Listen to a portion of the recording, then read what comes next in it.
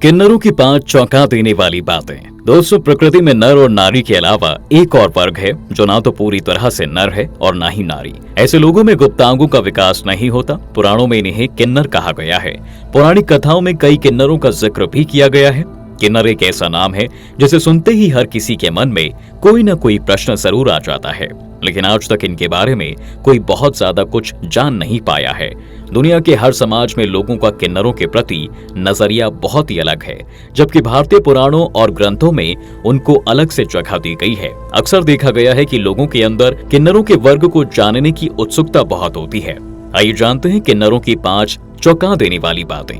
अक्सर लोग किन्नरों के जन्म के बारे में जानने के लिए काफी उत्सुक रहते हैं। मेडिकल साइंस के अनुसार जब कोई महिला गर्भवती हो जाती है तो उसके 3 महीने के बाद शिशु का विकास शुरू हो जाता है। इस बीच अगर माँ को कोई बीमारी या समस्या हो तो गर्भ में हार्मोन की समस्या के कारण महिला और पुरुष दोनों के अंग उस बच्चे के अंदर आ जाते हैं और वह किन्नर बन जाता है। अगर गर्भावस्था के दौरान माँ कोई दवा लेती है और उससे उसे नुकसान होता है तो उससे पैदा होने वाला बच्चा भी किन्नर हो सकता है। गर्भावस्था के दौरान अगर माँ को बहुत तेज बुखार हो, वह अस्वस्थ हो जाए तो इसका असर बच्चे के लिंग पर भी पड़ सकता है। अगर गर्भावस्था के दौरान माँ किसी दुर्घटना का शिकार हो जाए तो बच्चे के किन्नर होने की संभावना भी बढ़ जाती है। यदि कोई महिला गर्भपात के लिए डॉक्टर की सलाह पर किसी भारी दवा का सेवन करती है तो भविष्य में उसका होने वाला बच्चा किन्नर पैदा हो सकता है। प्रेगनेंसी के दौरान खराब भोजन करने या खास तरह के केमिकल से तैयार फ्रूट या वेजिटेबल का सेवन करने से भी इस तरह की संभावनाएं बढ़ जाती हैं। इसलिए अगर आपके भी घर में कोई महिला बच्चे को जन्म देने वाली है तो उसका खास ख्याल जरूर रखें। दोस्तों, आपको बता दें कि किन्नर समुदाय के लोग शादी भी करते हैं, लेकिन आमतौर पर हम लोग यही मानते हैं कि किन्नर शादी नहीं करते, लेकिन यह सत्य नहीं है। दरअसल किन्नर भी शादी करते हैं और उनकी शादी आम लोगों से बहुत अलग होती है। इनकी शादी जिंदगी भर के लिए नहीं बल्कि सिर्फ एक रात के लिए ही होती है और यह शादी ये अपने आराध्य देव से करते हैं। एक ही रात में ये किन्नर शादीशुदा महिला से विधवा बन जाती हैं। अर्जुन और नाग कन्या उलूपी के पुत्र इरावन, जिन्हें अरावन भी कहा जाता है, किन्नरों के देवता हैं। मंदिर के पुजारी उन्हें मंगलसूत्र पहनाते हैं। किन्नरों की शादी देखने के लिए आपको तमिलनाडु जाना होगा। तमिलनाडु के विल्लुपुरम जिले के कूवगम गांव में भगवान अरावन का सबसे प्राचीन और मुख्य मंदिर है, जो कि कुंटडावर मंदिर के नाम से जाना जाता है। इस मंदिर में भगवान अरावन के केवल शीश की पूजा की जाती है, ठीक वैसे ही जैसे कि राजस्थान के खाटू श्याम जी मंदिर में बरबरी के शीश की पूजा की जाती है। यहाँ पर किन्नर विवाह उत्सव तमिल नववर्ष की पहली पूर्णिमा से शुरू हो जाता है और 18 दिनों तक चलता है। 17वें दिन उनकी अपने देवता इरावन से शादी होती है और अगले दिन सारा श्रृंगार उतार कर विधवा की तरह विलाप करते हैं। मित्रों, किन्नरों की शादी के बाद जश्न मनाया जाता है और उसके बाद उनके देवता इरावन को पूरे शहर में घुमाया भी जाता है।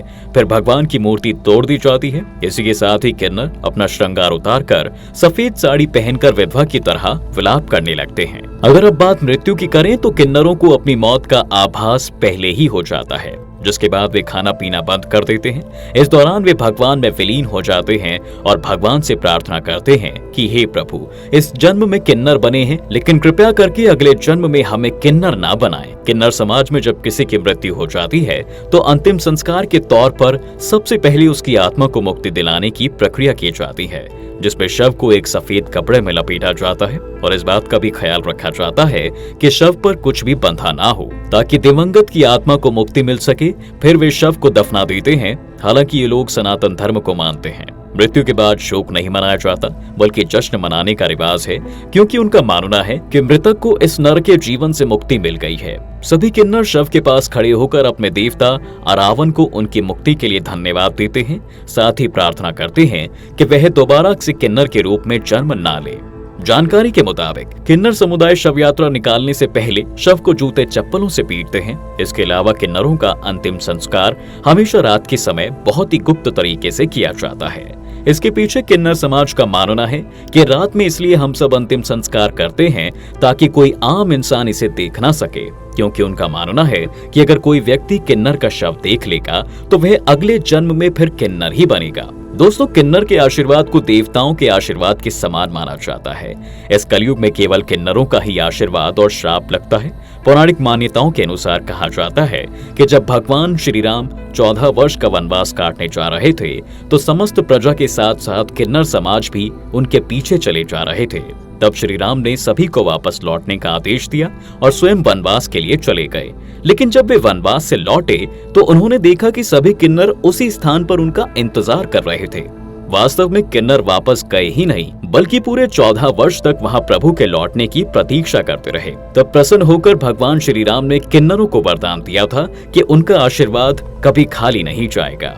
वहीं हिंदू धार्मिक शास्त्रों में बताया गया है कि किन्नरों का कभी भी दिल नहीं दुखाना चाहिए, क्योंकि इनके द्वारा दिया गया श्राप व्यक्ति को लग सकता है। ऐसा बताया जाता है कि किन्नरों के श्राप से व्यक्ति की जन्म कुंडली में बुध ग्रह कमजोर हो जाता है, जिसके कारण उनके विवाह में बाधा आ जाती है, उसके व्यापार में रुकावट आती है और उसे आर्थिक तंगी का सामना भी करना पड़ता है। किन्नरों और बुध ग्रह के बीच सीधा संबंध है। दरअसल किन्नर भी नपुंसक होते हैं और कुंडली का बुध ग्रह भी नपुंसक होता है। शास्त्रों के अनुसार अगर आप किसी किन्नर को दुखी करते हैं तो इसका सीधा असर आपके बुध ग्रह पर पड़ता है और बुध ग्रह का संबंध धन से ही है। इसके साथ ही किन्नर की बद्दुआ इसलिए नहीं लेनी चाहिए क्योंकि ये बचपन से लेकर बड़े होने तक दुखी ही रहते हैं। ऐसे में दुखी दिल की दुआ और बद्दुआ लगना स्वाभाविक है। किन्नरों को हमेशा ऐसे युवक की तलाश रहती है जिनका चाल ढाल लड़की की तरह हो। यह समाज ऐसे लड़कों की तलाश में रहता है जो खूबसूरत हो, जिसकी चाल ढाल थोड़ी कोमल हो और जो ऊंचा उठने के ख्वाब देखता हो। यह समुदाय उससे नजदीकी बढ़ाता है और फिर समय आते ही उसे बधिया कर दिया जाता है। बधियाकरण यानी उसके शरीर के उस हिस्से को काट देना जिसके बाद वह कभी लड़का नहीं रह पाता।